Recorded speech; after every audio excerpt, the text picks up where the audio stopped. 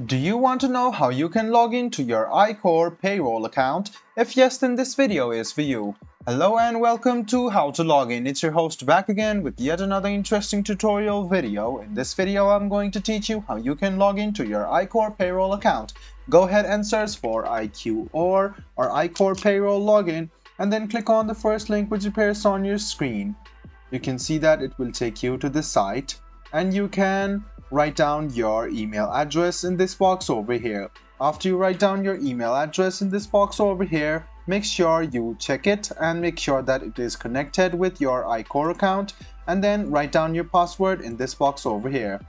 After you write down your password in this box, make sure to check it by clicking on this icon and then click login.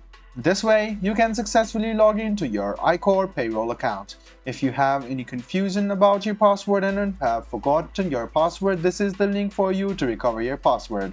I hope this video about how you can log into your Iqor Payroll account was helpful for you. If you still have any kind of confusion, please do mention us on the comment section down below. Like the video, subscribe to the channel, and do hit the bell button for more. Hope to see you in the next video as well. Until then, goodbye, take care, and make sure you enjoy.